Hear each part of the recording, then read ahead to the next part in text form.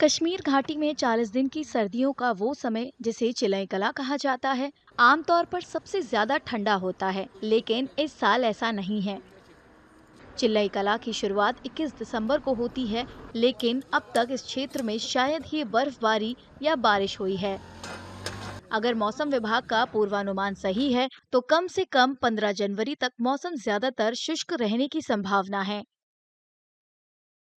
अभी 31 फर्स्ट के आसपास एक फीबल टू मॉडरेट डब्ल्यूडी जो है अप्रोच किया था, तो उसके कारण खासकर नॉर्थ और सेंट्रल कश्मीर के पहाड़ी इलाकों में एक मॉडरेट स्पेल हुआ, बाकी मैदानी इलाकों में हल्की बारिशें, और मिनिमम टेम्परेचर भी पिछले कई दिनों से हायर साइड में रह रहा है, प्लस में। और कमिंग डेज में भी फ़िलहाल कोई मेजर फोकास्ट नहीं है, लगभग 15 जनवरी तक।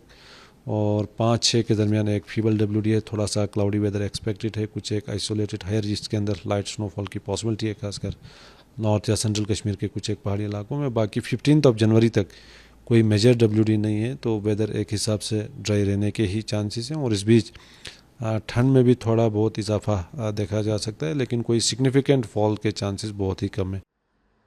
शुक्रवार सुबह श्रीनगर में न्यूनतम तापमान 0.1 डिग्री सेल्सियस रहा, जो साल के इस समय के सामान्य तापमान से 2.5 डिग्री ज्यादा था।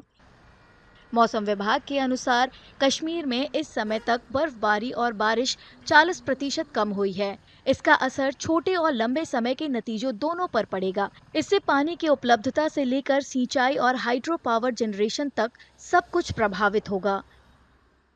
ओवरऑल इन जनरल ऑलमोस्ट 40% तक डेफिसिट अभी करंटली चल रहा है। तो इसके लॉन्ग टर्म कंसिक्वेंसेस जैसे ग्लेशियर्स का रिचार्ज या ground water recharge, agriculture sector, horticulture sector या इलेक्ट्रिसिटी जनरेशन, इन सारे चीज़ों में देखा जाता है। तो short term consequences drinking water या वाटर अवेलेबिलिटी फॉर इरीगेशन या बाकी पर्पसेस के लिए हमें यूज़ होता है।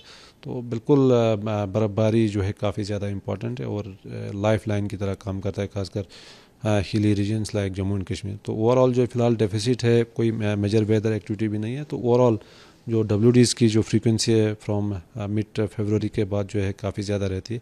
तो देखते हैं फरवरी मार्च में कैसा मौसम रहता है, लेकिन फ़िलहाल मिड जनवरी तक ऐसे कोई weather activity, major weather activity नहीं है। तो चिलाई क्लान का मेजॉरिटी ऑफ द पोर्शन जो है वो ऑलमोस्ट ड्राई ही निकल रहा है एक हिसाब से।